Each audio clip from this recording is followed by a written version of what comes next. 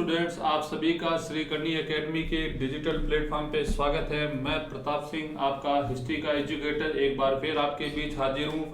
और आज हम लेंगे कक्षा 12 का जो टॉपिक है, कक्षा 12 का पार्ट 4 का टॉपिक है महाराणा सांगा के बारे में पढ़ेंगे। सैनिकों का भग्नावशेष इन्हें कहा जाता है। क्या कहा जाता है? सैनिकों का भग्नावशेष इनको कहा जाता है। और कहा जाता है कि इनके शरीर पर 80 घाव थे जो उन्हें युद्ध भूमि में शत्रुओं से लड़ते हुए लगे थे। ठीक है, एक आंख नहीं थी, एक हाथ नहीं था, एक पैर नहीं था, लेकिन लड़ने का ऐसा जुनून कि हमेशा सेना के सबसे आगे रहते थे महाराणा सांगा। वीरता में भारतीय इतिहास में ऐसा कोई योद्धा नहीं हुआ जो महाराणा सांगा की बराबरी कर सके। इतने महान योद्धा थे। इनका मूल नाम था महाराणा संग्राम सिंह और इन्हें महाराणा सांगा के नाम से ख्याति प्राप्त हुई है। याद रखिएगा, क्या हुई है? महाराणा सांगा के नाम से ख्याति प्राप्त हुई है। ठीक है, तो मूल नाम याद रखिएगा, महाराणा संग्राम सिंह नाम है इनका।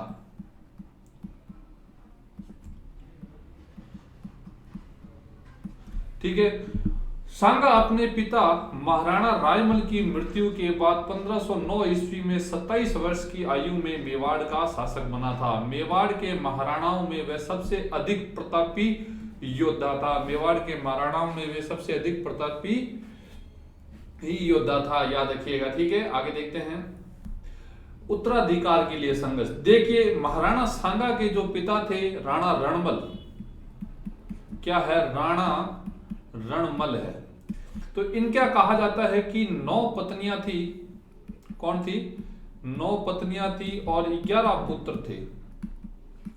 9 पत्नियां और 11 पुत्र थे और 11 पुत्रों में तीसरे नंबर पर थे सांगा। तीसरे नंबर पर कौन थे? सांगा। पहले नंबर पर थे पृथ्वीराज और दूसरे नंबर पर थे जयमल। ठीक है, पहले नंबर पर पृथ्वीराज और दूसरे नंबर पर कौन थे? जयमल थे और तीसरे नंबर पे थे सांगा। कहा जाता है कि ये तीनों एक बार किसी पंडित जी के पास में गए, या फिर कई बार आता है किसी चारण के पास में गए। आप ये मान लीजिए कि एक ज्योतिषाचार्य के पास में गए थे। ठीक है, अपना भविष्य जानने के लिए। हम सभी भी जाते हैं, आप भी जाते हैं कि पंडित जी हाथ देख के बताइए हमारे भाग्य में क्या लिखा है, गवर्नमेंट जॉब है या नहीं है, गाड़ी है या नहीं है, बंगला है या नहीं है, कुछ तो बताइए। ठीक है, तो ये तीनों भी गए दिखाने के लिए। और कहा जाता है कि इन तीनों की जन्म पत्रियां, हाथ, मुख रेखाएं वगैरह देखकर उस पंडित जी ने कहा कि राणा सांगा की मेवाड़ का शासक बनने के चांसेस क्या है? सबसे ज्यादा है। राणा सांगा क्या है? मेवाड़ का महाराणा बनने के चांसेस इसके क्या है? सबसे ज्यादा है।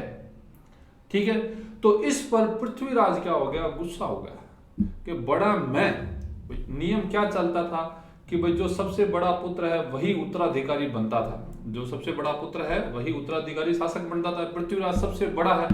ठीक है, तो इसने क्या है कि तलवार से महाराणा सांगा पर वार किया, लेकिन महाराणा सांगा बच गए। उनकी एक आंख फूट गई थी और बाद में महाराणा सांगा अपने भाइयों से बचते हुए अजमेर चले गए थे। वहां पे करमचंद पंवार थे जिन्होंने उनकी सहायता की थी, यानी कि कुछ समय तक वो छुप कर रहे थे। और इसी बीच में क्या होता है कि पृथ्वीराज और जयमल दोनों ही भगवान को प्यारे हो जाते हैं और बाद में रणमल इन्हें अपना उत्तराधिकारी घोषित कर देते हैं सांगा को, और ये महाराणा सांगा के नाम से क्या है? फेमस होते हैं। और याद रखिएगा, पृथ्वीराज जो है, राजकुमार पृथ्वीराज, ये दौड़ने में काफी तेज थे, काफी तेज गति के धावक थे। इसीलिए इन्हें क्या बोलते हैं? उड़ना राजकुमार। क्या कहा जाता है? उड़ना राजकुमार कहा जाता है इन्हें। ठीक है,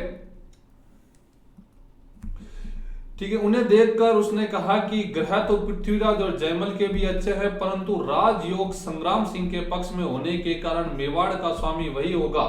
ये सुनते ही दोनों भाई संग्राम सिंह पर टूट पड़े। भाई दोनों का क्या है कि जो कंट्रोल था वो क्या है कि जो पेशेंस था वो खत्म हो गया कि हम दोनों बड़े और इसका नंबर आ रहा है, तो पहले हम क्या करें, इसको खत्म करते ताकि ये जो भविष्यवाणी कर रही है, ये जो हाथ देख के भविष्य बता रही है, उसको हम क्या कर सके? झूठा साबित कर सके। हर इंसान के मन में होता है कि मैं अपना भाग्य बदल दूं अगर मुझे भाग्य पता मालूम हो जाए, लेकिन भाग्य मालूम होने पर भी जो नियति में लिखा हुआ है वो होता ही है, हम उसे बदल नहीं सकते। ठीक है, पृथ्वीराज ने हूल मारी जिसमें संग्राम सिंह की एक आंख फूट गई।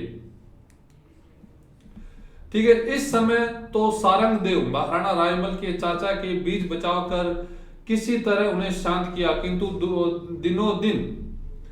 दिनों दिन कुंवरों में यानी कि राजकुमारों में आपसी विरोध का भाव बढ़ता ही गया और सारंग देव ने उन्हें समझाया कि ज्योतिष के कथन पर विश्वास कर तुम्हें आपस में संघर्ष नहीं करना चाहिए। याद रखिएगा, ठीक है। तो ये बात आपको याद रखनी है कि भाई सारंग देव ने समझाया कि भाई ज्योतिष ने, पंडित जी ने कह दिया, तो इसका मतलब ये थोड़ी कि आप आपस में लड़के मर जाओ।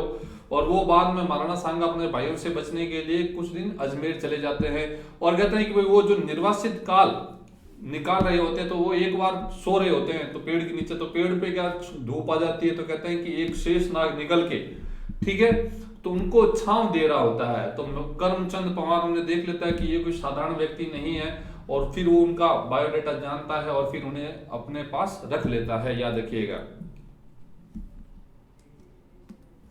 इस समय सांगा अपने भाइयों के डर से श्रीनगर अजमेर में करमचंद पवार के पास अज्ञातवास बिता रहा होता है और रायमल उसे बुलाकर अपना उत्तराधिकारी नियुक्त करता है। याद रखिएगा, क्या करता है? नियुक्त करता है, ठीक है, क्योंकि पृथ्वीराज और जयमल दोनों ही इस समय तक भगवान को प्यारे हो चुके होते हैं, ठीक है। अब महाराणा सांगा जब राजा बन जाते हैं तो गुजरात के सुल्तान के साथ संघर्ष। सांगा के समय गुजरात और मेवाड़ के बीच संघर्ष का तत्कालीन कारण ईडर का प्रश्न था। देखिए, राणा सांगा के जो दादा थे महाराणा कुंभा, उनका भी गुजरात के साथ में संघर्ष था। हमने वीडियो में देखा था महाराणा कुंभा वाले चैप्टर में। तो मेवाड़ का जो राजवंश है इसमें दादे पोते का इतिहास काफी महत्वपूर्ण है। मेवाड़ के इतिहास में दादे पोते का महाराणा कुंभा पढ़ेंगे, महाराणा कुंभे का पोता कौन? सांगा, सांगा का पोता कौन? महाराणा प्रताप। तो यह दादे पोते का इतिहास काफी महत्वपूर्ण है और 3 शासकों पर ही मेवाड़ का अधिकांश इतिहास टिका हुआ है, ठीक है। तो कुंभा के समय भी गुजरात के साथ में संघर्ष था। गुजरात का शासक कौन था? कुतुबुद्दीन, ठीक है। और किस चीज को लेकर लड़ाई हुई थी? नागौर को लेकर लड़ाई हुई थी। आपको पता होगा फिरोज खान था तो उसका बेटा था शम्स खां, तो शम्स खां को हटा करके उसका भाई मुजाहिद अधिकार कर लेता है। तो शम्स खां सांगा के पास जाता है और बाद में सांगा से विश्वासघात करने के कारण वो कहां चला जाता है? गुजरात चला जाता है। और अब सांगा के समय, सॉरी कुंभा था वहां पे, यहाँ पे सांगा और इसके बीच में क्या है? ईडर का प्रश्न है। तो ईडर के राव भाण के 2 पुत्र सूर्यमल और भीम थे। राव भाण की मृत्यु पर सूर्यमल गद्दी पर बैठा, यानी कि राव भाण शासक थे तो उनके 2 पुत्र थे, सूर्यमल, यहां पे लिख देता हूं, और भीम, ठीक है, ये 2 थे। राव भाण की मृत्यु के बाद सूर्यमल गद्दी पर बैठा है, किंतु इसकी भी मृत्यु हो जाती है। और जब अब सूर्यमल के स्थान पर उसका बेटा रायमल, सूर्यमल का बेटा कौन होता है? रायमल, ईडर की गद्दी पर बैठा। रायमल के अल्पायु होने का लाभ उठा करके उसके चाचा भीम ने गद्दी पर अधिकार कर लिया, यानी कि चाचा ने क्या कर लिया? गद्दी पर अधिकार कर लिया। ये राजा बन बैठे। याद रखिएगा, क्या बन बैठे? राजा बन बैठे भीम। तो राव, देखिए कहानी क्या है? राव भाण ईडर गुजरात में पड़ता है, पहले मारवाड़ के अधीन आता था, अब कहां पर है? गुजरात में, ईडर, ठीक है। तो वहां पे राजा का नाम होता है राव भाण, उसके 2 पुत्र होते हैं, सूर्यमल और भीम सिंह, ठीक है। तो राजा की मृत्यु के बाद में कौन राजा बनता है? सूर्यमल। तो सूर्यमल की भी 18 महीने में मृत्यु हो जाती है, तो उसके बाद में उसका पुत्र रायमल शासक बनता है। और रायमल क्या होता है कि अल्प वयस्क होता है, यानी कि टीनेजर होता है। तो उसका चाचा भीम उसे गद्दी से हटा करके शासन पर क्या कर लेता है? अधिकार कर लेता है। रायमल ने मेवाड़ में शरण ली। भाई रायमल को हटा दिया इसके चाचा, किसने? चाचा भीम ने हटा दिया था। तो ये कहां पर आ गया? मेवाड़ में आ गया। मेवाड़ में कौन था? सांगा। तो महाराणा सांगा ने अपनी पुत्री सगाई, महाराणा सांगा ने अपनी पुत्री की सगाई उसके साथ में कर दी। 1515 ईस्वी में रायमल ने महाराणा सांगा की सहायता से भीम के पुत्र भारमल को हटाकर ईडर पर पुनः अधिकार कर लिया।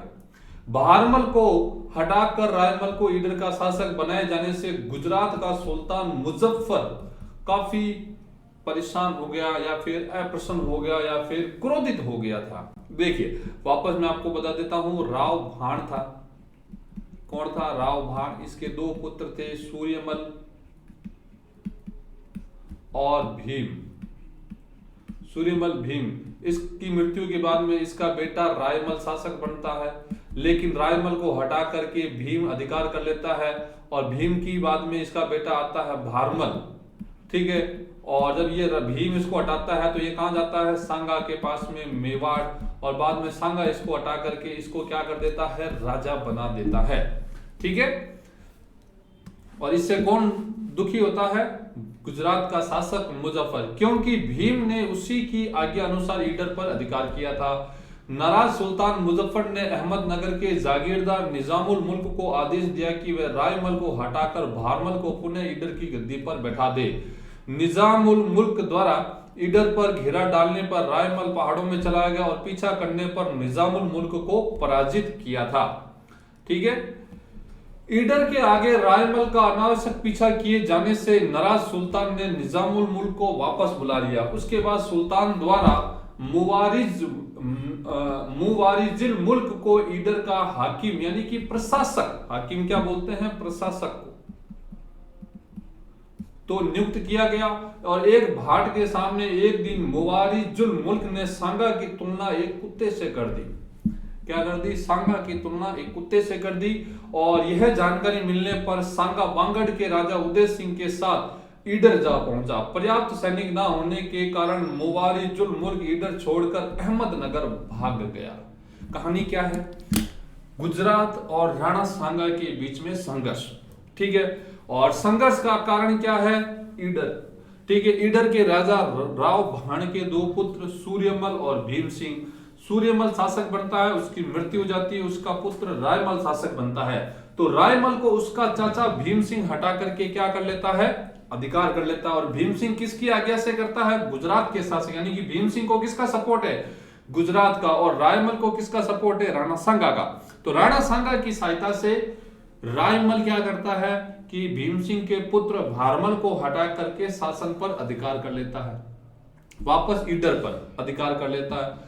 तो गुजरात का सुल्तान सेना भेजता है किसके, निजामुल मुल्क के अधीन, वो ईडर पर अधिकार कर लेता है और बाद में मुवारिजुल मुल्क को ईडर का प्रशासक बना दिया जाता है।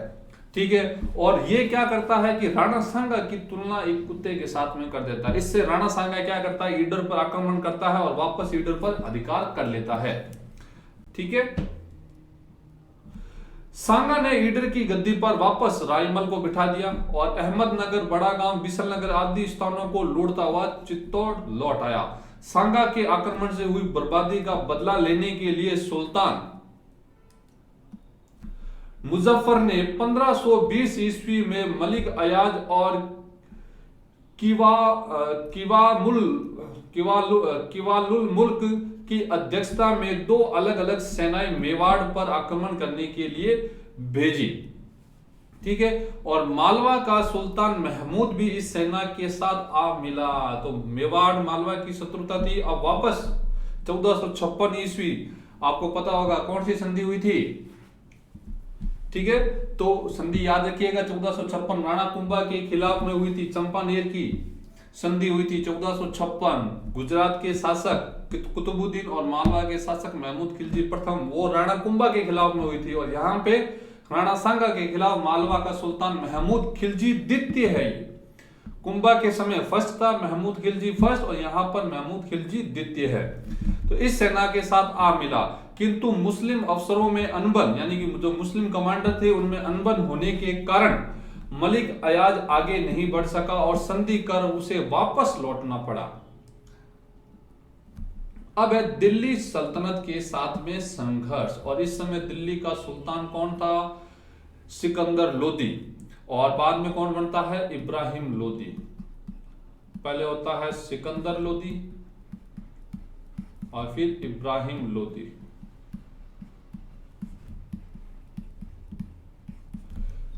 सांगा ने सिकंदर लोदी के समय ही दिल्ली के अधीनस्थ इलाकों पर अधिकार करना शुरू कर दिया था, किंतु अपने राज्य की निर्बलता के कारण वह महाराणा के साथ संघर्ष के लिए तैयार नहीं हो सका।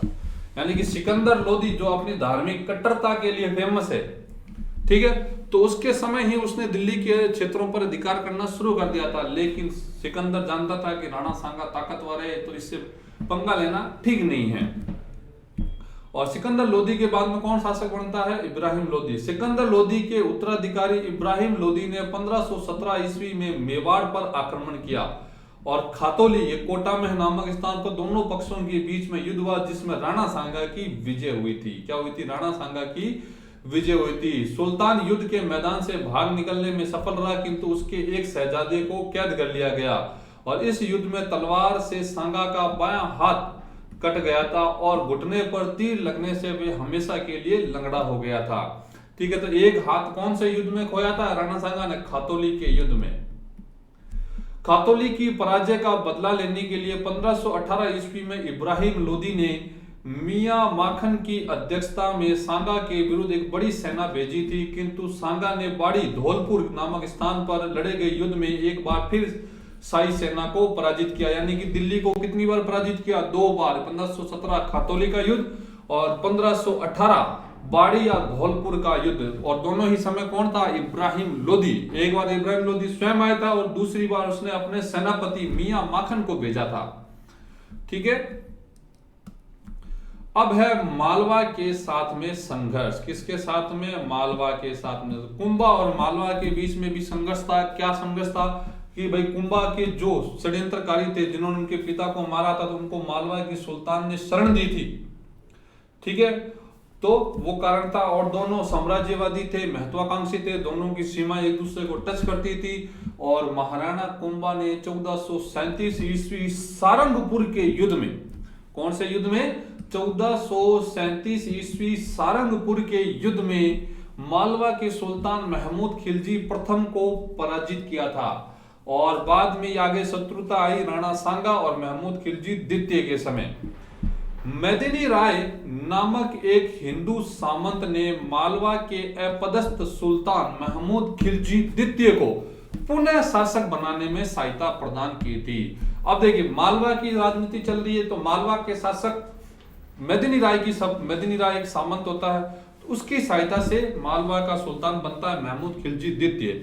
और वो क्या होता है कि महमूद खिलजी द्वितीय का काफी नजदीकी हो जाता है। तो जो बाकी मुस्लिम कमांडर वगैरह जो अधिकारी होते हैं, वो इससे ईर्ष्या करते हैं कि ये हिंदू होकर सुल्तान के इतने नजदीक है, तो वो क्या करते हैं, सुल्तान के मेदिनी राय के खिलाफ कान भरने शुरू कर देते हैं। ठीक है, और इसी कच्चा कान के होने के कारण महमूद खिलजी क्या करता है, मेदिनी राय को बाहर निकाल देता है और वो कहां चला जाता है? राणा सांगा की शरण में चला जाता है। और राणा सांगा ही उसे गागरोन और चंदेरी की जागीर देते हैं। ठीक है, मेदिनी राय नामक एक हिंदू सामंत ने मालवा के अपदस्थ सुल्तान महमूद खिलजी द्वितीय को पुनः शासक बनाने में सफलता प्राप्त की थी। इस कारण सुल्तान महमूद ने उसे अपना प्रधानमंत्री नियुक्त कर दिया था। सुल्तान के मुस्लिम अमीरों को मेदिनी राय की बढ़ती हुई शक्ति से काफी ईर्ष्या हुई। भाई, किसी की तरक्की को देखकर अपने साथी संबंधियों को जो ईर्ष्या होती है, एक स्वाभाविक होती है।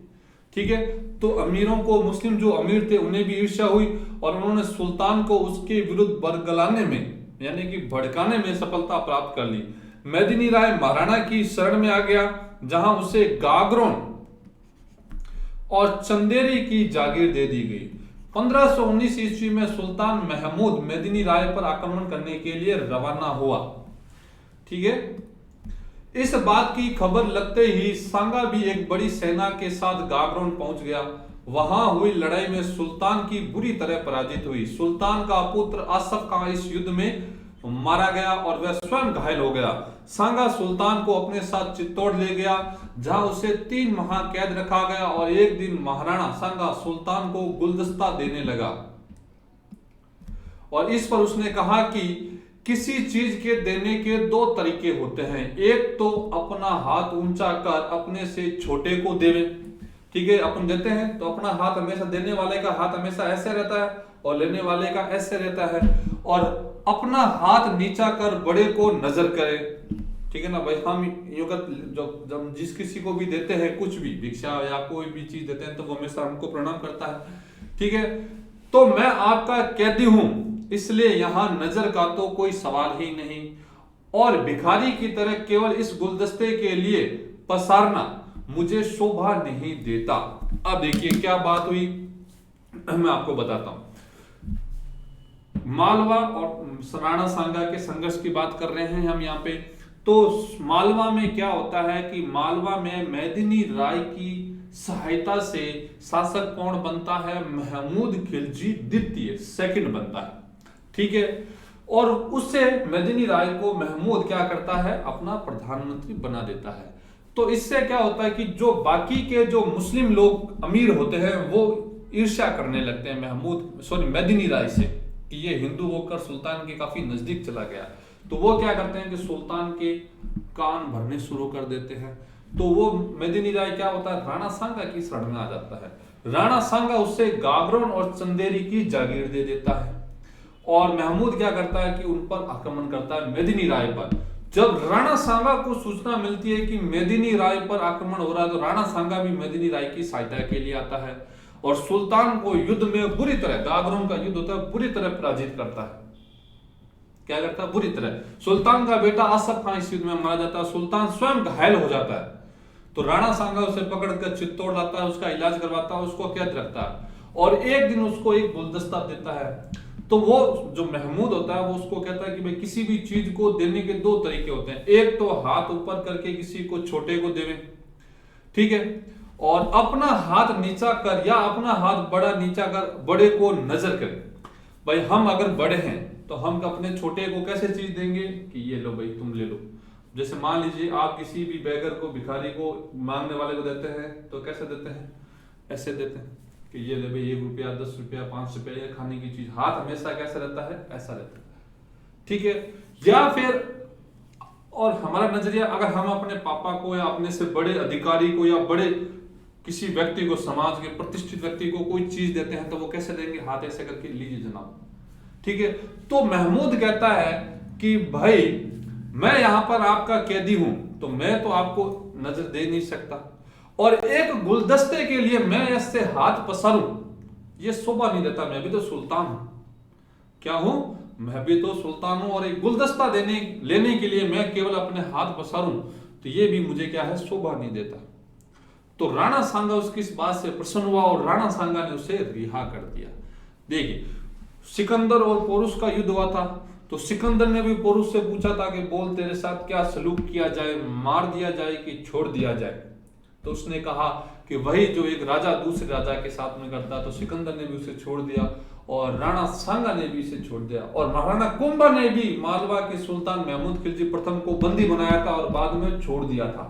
राणा सांगा ने भी महमूद खिलजी द्वितीय को बंदी बनाया और उसे छोड़ दिया था। ठीक है, आगे देखते हैं। यह सुनकर महाराणा बहुत प्रसन्न हुआ और गुलदस्ते के साथ सुल्तान को मालवा का आधा राज्य सौंप दिया कि जा मौज कर। सुल्तान ने अधीनता के चिन्ह स्वरूप राज जड़ित मुकुट और सोने की कमर पेटी महाराणा को सौंप दिए।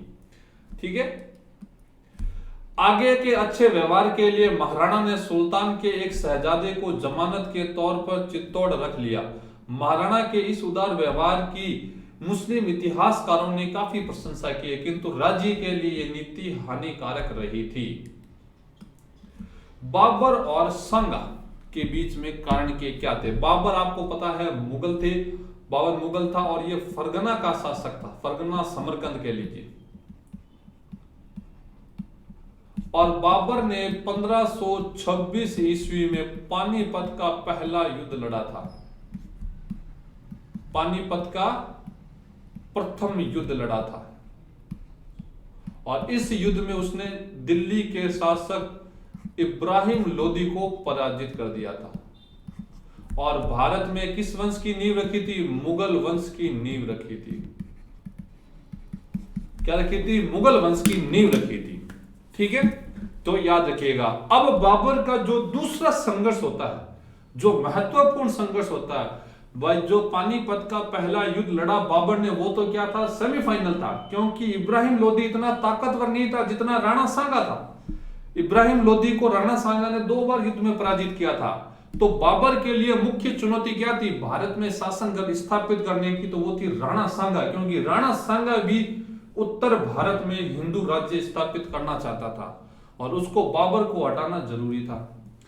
तो पानीपत के प्रथम युद्ध में यानी कि 1526 ईस्वी में इब्राहिम लोदी को पराजित कर बाबर ने भारत में मुगल साम्राज्य की नींव डाली। आप देखिए, मैं आपको बताता हूं कि भारत में मुस्लिम राज्य की स्थापना 1192 ईस्वी में जब तराइन का दूसरा युद्ध होता है पृथ्वीराज चौहान और मोहम्मद गौरी के बीच में, तो मुस्लिम राज्य की स्थापना हो जाती है।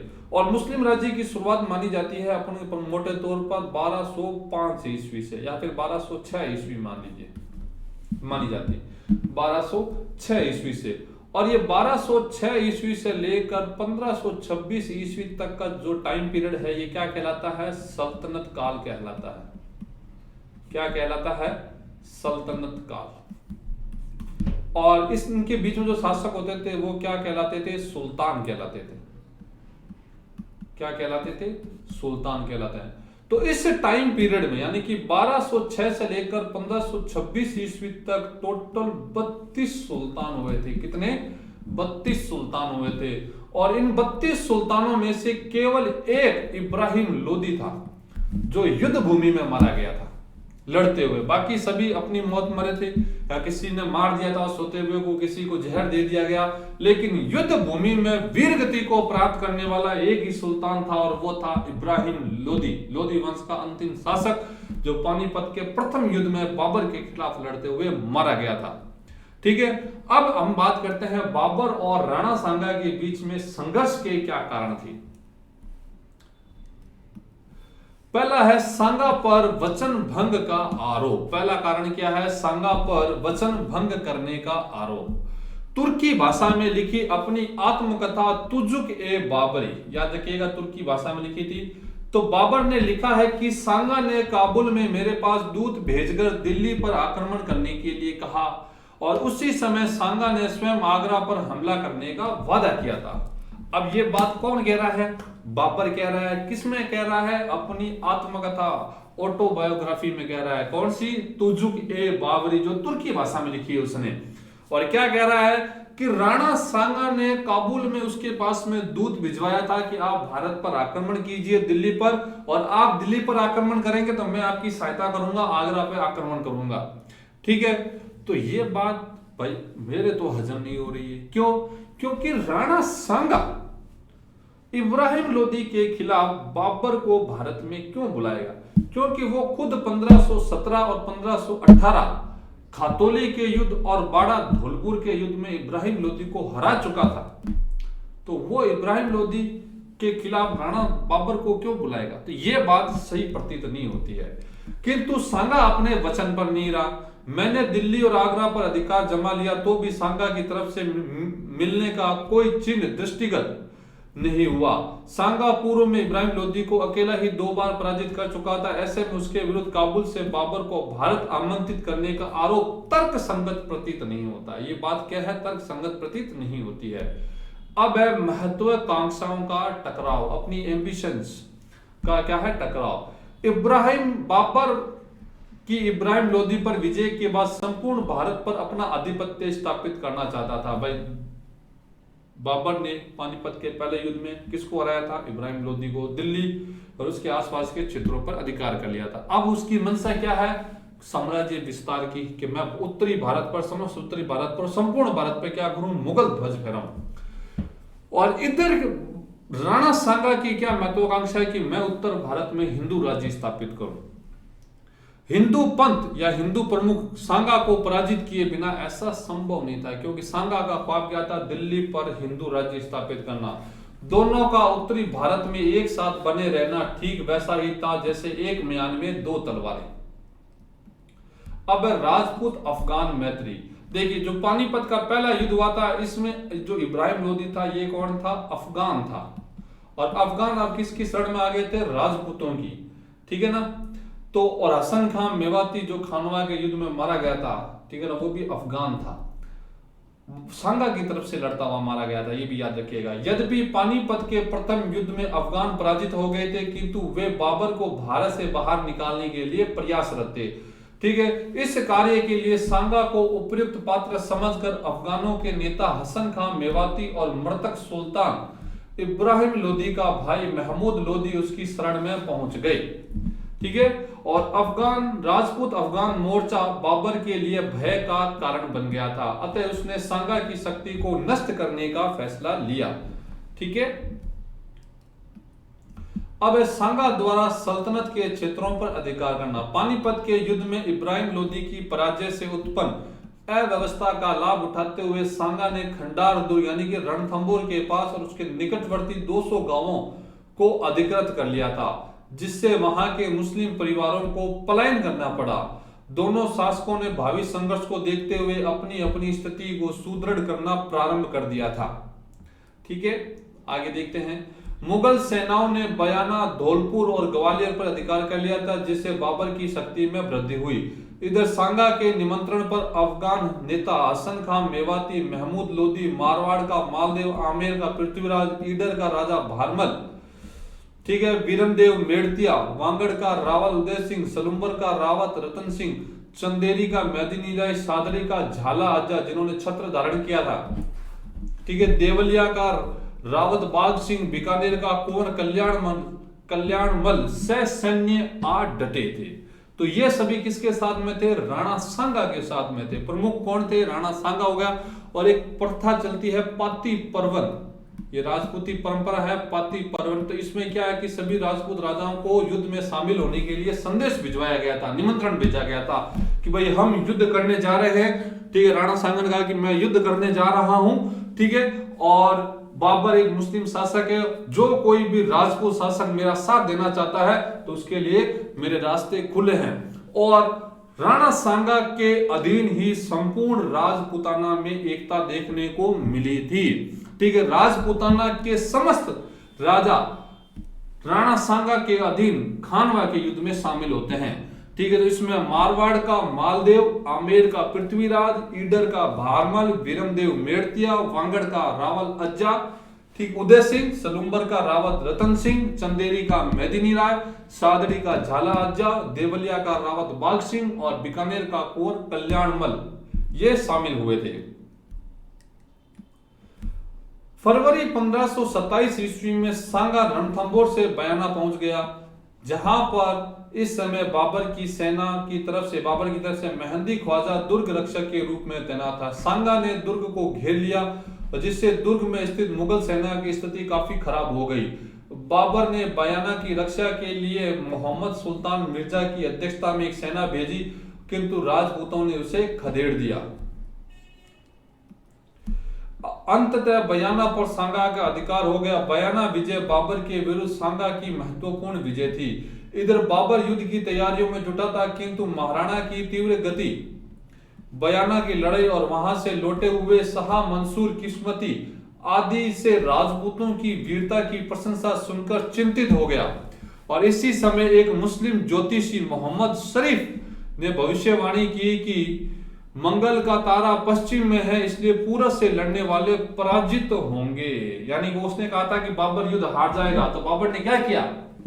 अब देखिए, इसको ज्योतिष ने कहा कि बाबर हार जाएगा, और उधर राणा सांगा के भाइयों ने जब कुंडली दिखाई तो क्या दिखा था कि राणा राजा बनेगा। तो उसकी भविष्यवाणी तो साबित हुई, लेकिन यहां पर बाबर था, तो बाबर की सेना भी क्या है, डर गई थी। उसने युद्ध करने से मना कर दिया कि भाई एक तो राणा सांगा इतना ताकतवर है, ठीक है ना, क्योंकि उसका आभा और उसकी मतलब पब्लिसिटी ऐसी हो गई थी कि राणा सांगा हो रही थी सब जगह। ठीक है, और वीर था भी, राजपूतों की वीरता के बारे में सुनकर तो जो मुगल सैनिक थे वो सब क्या हो गए, भयभीत हो गए, और उन्होंने युद्ध करने से मना कर दिया। ऊपर से एक ज्योतिषाचार्य आते हैं मोहम्मद शरीफ, और वो कहते हैं कि बाबर आप हार जाओगे। तो बाबर ने क्या किया? तो बाबर ने सबसे पहले ज्योतिष को बुलाया और उसका सर कलम कर दिया कि एक तो हम पहले से डरे हुए और तू ऊपर से हमको ज्यादा डरा रहा है, इधर आ। सबसे पहले उस ज्योतिष का सर कलम कर दिया, और बाबर ने एक भाषण दिया और अपनी जो सेना, जो हतोत्साहित सेना थी, उसमें वापस जोश भर दिया। बाबर एक बहुत ही अच्छा मोटिवेटर था, बहुत ही अच्छा भाषण देता था, और उसने क्या है कि अपनी जनता के खोए हुए जोश और उत्साह को वापस अपने सैनिकों में भर दिया।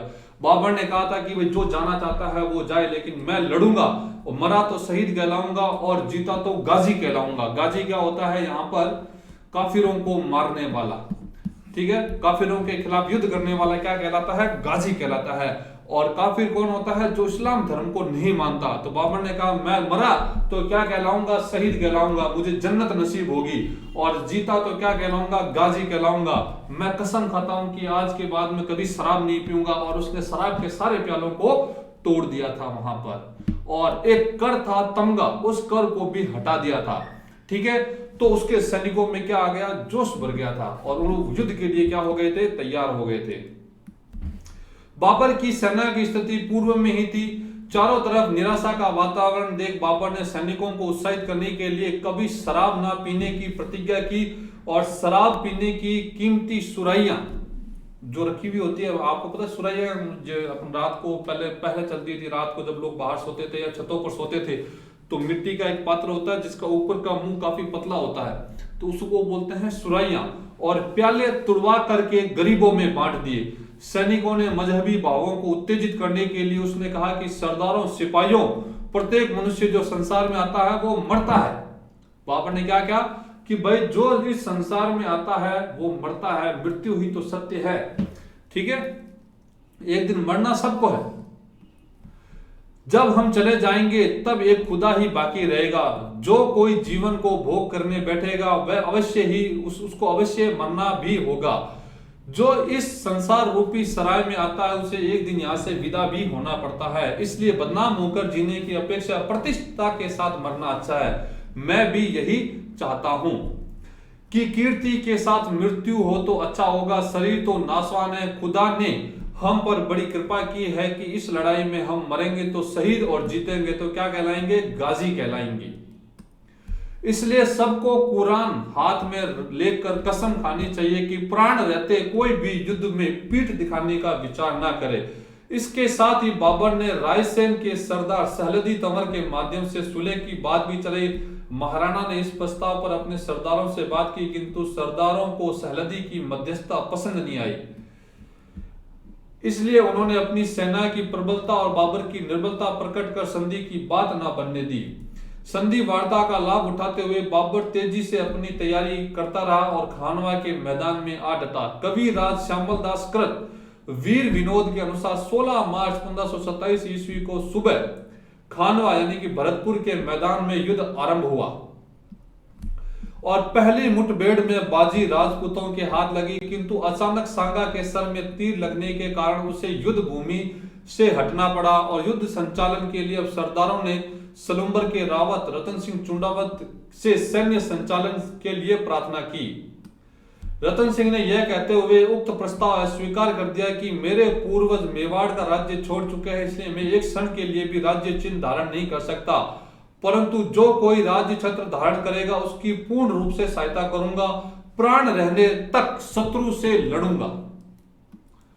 उसके बाद झाला अज्जा को हाथी पर बिठा करके युद्ध जारी रखा गया। राजपूतों ने अंतिम दम तक लड़ने का निश्चय किया, किंतु बाबर की सेना के सामने उनकी एक ना चली और उन्हें पराजय का सामना करना पड़ा। विजय के बाद बाबर ने गाजी की पदवी धारण की थी और विजय चिन्ह के स्वरूप राजपूतों के सरों की एक मीनार बनवाई थी। और इस युद्ध को क्या नारा दिया था? जिहाद का नारा दिया था। याद रखिएगा, जिहाद यानी कि धर्म युद्ध। जिहाद का क्या मतलब होता है? धर्म युद्ध का नारा दिया था कि ये कोई मामूली युद्ध नहीं है, ये क्या है? धर्म युद्ध है। सांगा की पराजय के कारण इतिहासकार गौरीशंकर हीराचंद ओझा के अनुसार सांगा की पराजय का मुख्य कारण बयाना विजय के तुरंत बाद ही युद्ध न करके बाबर को तैयारी करने का समय देना था। अब देखिए, बाबर ने बयाना जीत लिया और बयाना जीतने के एक वो रास्ता घूम के आता जिसको इसमें 1 महीने का टाइम लग जाता है, एक्स्ट्रा लग जाता है। और इस 1 महीने का उपयोग बाबर क्या करता है? युद्ध की तैयारी में करता है। ठीक है, लंबे समय तक युद्ध को स्थगित रखना महाराणा की बहुत बड़ी भूल थी, तो तुरंत युद्ध ना करके महाराणा के विभिन्न सरदार देश प्रेम के भाव से इस युद्ध में शामिल नहीं हो रहे थे। सभी के अलग अलग स्वार्थ थे, यहां तक कि कईयों में तो परस्पर शत्रुता भी थी। तो हमारी जो सेना थी वो क्या थी? सामंतवादी सेना थी। तो सभी सेना जो वो अपने अपने सामंतों के अधीन लड़ती थी, एकजुट होकर के देश प्रेम की भावना का हमारे यहाँ पे सर्वथा अभाव रहा है, तो वो नहीं लड़ रहे थे। उधर मुगलों ने क्या कि बाबर ने अपनी सेना को जोश से भर रखा था। ये क्या धर्म युद्ध है, ये हमारे लिए करो या मरो का है, गाजी कहलाएंगे नहीं तो शहीद कहलाएंगे, ऐसे कहकर अपनी पूरी सेना को एक कर रखा था और जोश में भर रखा था। संधि वार्ता के कारण कई दिन शांत बैठे रहने से उनमें युद्ध के प्रति वह जोश व उत्साह नहीं रहा जो युद्ध के लिए रवाना होते समय था। राजपूत सैनिक परंपरागत हथियारों से युद्ध लड़े थे, वे तीर कमान भाला तलवारों से बाबर की तोपों के गोलों का मुकाबला नहीं कर सके। बाबर भारत में तोप लेके आया और कितना ही बड़ा योद्धा क्यों ना हो, तोप के गोलों के सामने नहीं चल सकती। आज छोटे से बच्चे को भी बंदूक दे दी जाए तो वो भी 6 फीट के हट्टे कट्टे बंदे को 1 सेकंड में मार सकता है। तो तोप के गोलों के सामने राजपूत योद्धा कितने ही बड़े क्यों ना थे, लेकिन चल नहीं सकी। दूसरा कारण क्या था कि राजपूतों की जो फौज थी उसमें हाथी बहुत ज्यादा थे। क्या थे? हाथी बहुत ज्यादा थे। और उन्होंने क्या कहा, जब तोप के गोले बाबर ने छोड़ने शुरू किए तो वो क्या है कि तोप के गोलों से राणा सांगा के हाथी ही भड़क गए और उन्होंने अपनी ही सेना में क्या कर दिया था, अफरी तफरी मचा दी थी। तो राणा सांगा के हाथियों ने ही अपनी फौज में क्या कर दी थी, अफरा तफरी मचा दी थी। और इसका फायदा किसको मिला? बाबर को मिला। ठीक है, तो बाबर का जो तोपखाना था वो जीत का प्रमुख कारण था। और एक आता है कि बाबर की तुलुगमा युद्ध पद्धति, क्या आती है? तुलुगमा युद्ध पद्धति।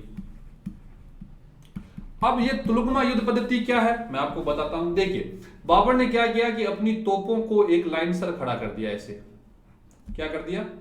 लाइन सर खड़ा कर दिया तोपों को। एक सेकंड, थोड़ा ही मिस्टेक हो गया।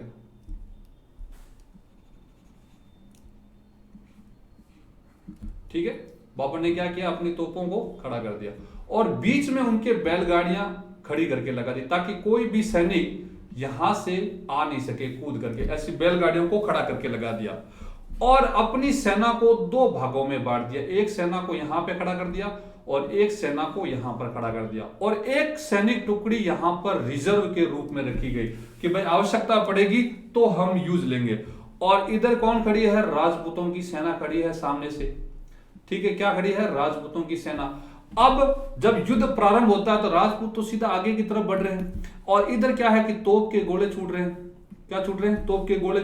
और इधर से जो बाबर की सेना के जो 2 भाग थे वो क्या कर रहे हैं कि राजपूतों पे तीर बरसा रहे हैं। तो राजपूतों की जो सेना है वो 3 ओर से गिर गई थी। भाई एक ओर से तो तोप के गोले आ रहे हैं और 2 तरफ से तीर कमान बाबर की सेना ने घेर रखा है। तो ये जो तोप खाना और ये जो सेना का संचालन है इसको हम क्या बोलते हैं? संयुक्त रूप से तुलुगमा युद्ध पद्धति बोलते हैं। और कितना ही बड़ा योद्धा क्यों ना हो, तोप के गोलों के सामने नहीं टिक सकता। और राणा सांगा के हाथियों ने ही अपनी सेना में भगदड़ मचा दी थी। ठीक है, आगे देखते हैं। हाथी पर सवार होकर भी सांगा ने बड़ी भूल की क्योंकि इससे शत्रु को उस पर ठीक निशाना लगाकर घायल करने का मौका मिला। अब देखिए, बाबर अपनी सेना के बीच में खड़ा था और चारों तरफ सेना से घिरा हुआ था क्योंकि बाबर जानता था कि जब तक मैं खड़ा हूं तब तक सेना खड़ी रहेगी, सेना युद्ध करेगी। मेरे को कुछ हो गया तो सेना को यहां से जाते हुए 1 मिनट भी नहीं लगेगा। और राणा सांगा गया कि जोश से भरपूर था और वो खुद युद्ध का शौकीन था, तो वो खुद आगे रहकर युद्ध करना पसंद करता था। तो इससे भाई गलत तो कुछ नहीं है, लेकिन आप एक राजा हो और आपको युद्ध का संचालन पे ज्यादा ध्यान देना चाहिए, ना कि खुद के युद्ध करने पर। तो राणा सांगा हाथी पर सवार होकर युद्ध कर रहा था तो उसके तीर लगा गया और वो मौके से घायल हो गया और उसके युद्ध भूमि से बाहर जाने से सेना का मनोबल क्या हुआ? कमजोर हुआ। राजपूत सेना में एकता और तालमेल का अभाव था क्योंकि संपूर्ण सेना अलग अलग सरदारों के नेतृत्व में एकत्रित हुई थी। ठीक है, अपनी गतिशीलता के कारण राजपूतों की हस्ती सेना पर बाबर की अश्व सेना भारी पड़ी। बाबर की तोपों के गोलों से भयभीत हाथियों ने पीछे लौटते हुए अपनी ही सेना को रौंद कर नुकसान पहुंचाया। अब देखिए, हाथी जो है, हाथियों के लिए ये तोप के गोले पहला एक्सपेरिमेंट था। और अभी तक जो राजपूत युद्ध लड़ रहे थे वो आमने सामने का युद्ध था, तलवारों से, भालों से, तीर कमानों से। इनके तो हाथी आदि थे। अब ये तोप के गोले हाथियों के लिए क्या थी? नई चीज थी। और जानवरों को जब कोई नई चीज दिखाई जाती है तो उससे भयभीत होते हैं और पीछे हटते हैं। ठीक है, और पीछे हमारी ही सेना थी तो उसको रौंद डाला। खानवा के युद्ध के परिणाम। ठीक है, भारत में राजपूतों की सर्वोच्चता का क्या हो गया? अंत हो गया। भाई राजपूताना के जितने भी शासक थे वो सब राणा सांगा के अधीन होकर के हिंदू राज्य एकत्रित स्थापित करने के लिए एकत्रित हुए थे। अब राजपूतों की शक्ति क्या हो गई, नष्ट हो गई। राजपूतों का वह प्रताप सूर्य जो भारत के गगन के उच्च स्थान पर पहुंचकर लोगों में चकाचौंध उत्पन्न कर रहा था, वह अब अस्तांचल की ओर खिसकने लगा, यानी कि अब राजपूतों का पतन प्रारंभ हो गया था। मेवाड़ की प्रतिष्ठा और शक्ति के कारण निर्मित राजपूत संगठन इस पराजय के साथ ही समाप्त हो गया। भारतवर्ष में मुगल साम्राज्य स्थापित हो गया और बाबर स्थिर रूप से भारत का बादशाह बन गया। ठीक है, खानवा के युद्ध के बाद मूर्छित सांगा को बसवा मध्य प्रदेश में लाया गया और होश आने पर सारा वृतांत जानकर सांगा काफी दुखी हुआ और युद्ध स्थल से इतनी दूर लाने के लिए अपने सरदारों को भला बुरा भी कहा था। बाबर से अपनी पराजय का बदला लेने के लिए जब सांगा चंदेरी जा रहा था, तब मार्ग में इरिच नामक स्थान पर उसके युद्ध विरोधी सरदारों ने जहर दे दिया था। ठीक है, और विष का प्रभाव होने पर कालपी नामक स्थान पर 30 जनवरी 1528 को मात्र 46 वर्ष की आयु में सांगा का देहांत हो गया।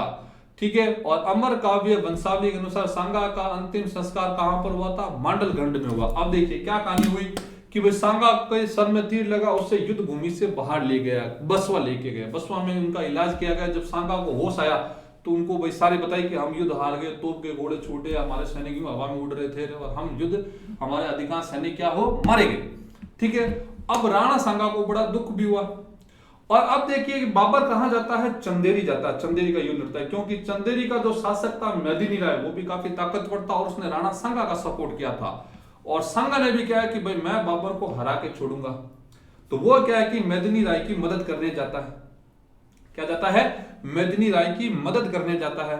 अब इसके जो राणा सांगा के जो सरदार होते हैं, वो कहता है कि ये हमको मरवाएगा, बाबर के पास में है तोपें, हमारे पास में तीर कमान, वो वहीं से घोड़े छोड़ेंगे और हमारा यहाँ पर सब अस्थि पंजर खिंड जाएंगे। तो वो युद्ध नहीं चाहते थे। और जबकि राणा सांगा तो क्या है कि युद्ध, मैं तो युद्ध करूंगा, बाबर को हराऊंगा। तो उन्होंने क्या है कि राणा सांगा को जहर दे दिया और कालपी नामक स्थान पर सांगा की क्या हो गई, मृत्यु हो गई थी। ठीक है, और इनका अंतिम संस्कार कहां पर किया गया था, मांडलगढ़ में। अब महाराणा सांगा का मूल्यांकन देखते हैं। महाराणा सांगा वीर, उदार, कर्तव्य, बुद्धिमान और न्यायपरायण शासक था। अपने शत्रु को कैद करके छोड़ देना और राज्य वापस लौटा देने का कार्य सांगा जैसा वीर ही कर सकता था।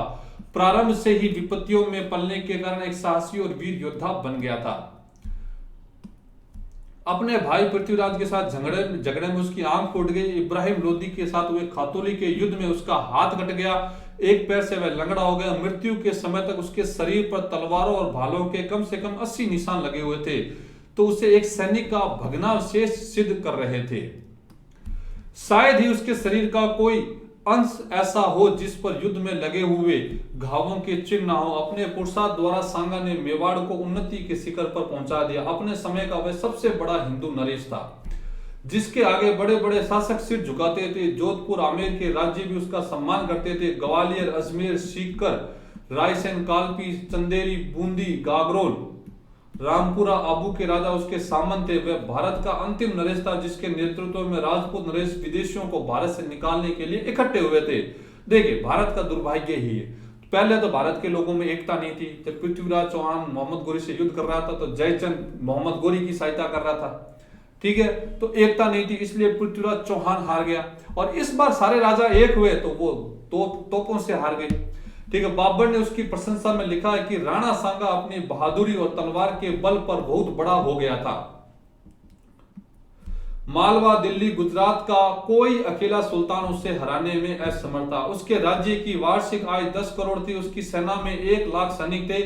उसके साथ 7 राजा, 9 राव और 104 छोटे सरदार रहा करते थे, यानी कि इतने लोग उसके क्या थे, अधीन थे। आपसी वैमनस्य के लिए प्रसिद्ध राजपूत शासकों को एक झंडे के नीचे लाना सांगा की सबसे महत्वपूर्ण उपलब्धि थी।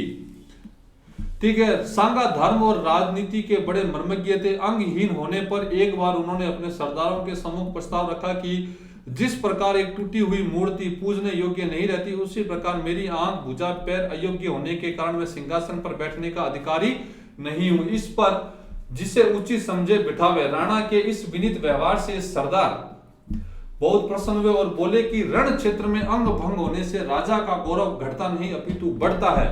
महमूद खिलजी को गिरफ्तार करने की खुशी में सांगा ने चारण हरिदास को चित्तौड़ का संपूर्ण राज्य दे दिया था। किंतु हरिदास ने संपूर्ण राज्य न लेकर 12 गांवों में ही अपनी खुशी प्रकट की थी। एक बड़ा राज्य स्थिर करने वाला होने के बावजूद भी सांगा को राजनीति में अधिक निपुण नहीं कहा जा सकता। अपने शत्रु को पकड़कर छोड़ देना उदारता की दृष्टि से भले ही उत्तम कार्य हो, परंतु राजनीति के विचार से बुरा ही था। इसी तरह गुजरात के सुल्तान को हराकर उसके इलाकों पर अधिकार न करना उसकी भूल थी। अपने छोटे लड़के को रणथंभौर जैसी बड़ी जागीर देकर उसने भविष्य के लिए कांटा बो दिया था। राणा की विशेष प्रीति पात्रा होने के कारण हांडी रानी कर्मावती ने अपने दोनों पुत्रों विक्रमादित्य और उदय सिंह के लिए रणथंभौर की जागीर लेकर अपने भाई सूरजमल हाड़ा को उसका संरक्षक नियुक्त करवा दिया था। ठीक है, तो ये था राणा सांगा के बारे में। ठीक है, तो उम्मीद करता हूं आपको ये टॉपिक समझ में आया होगा।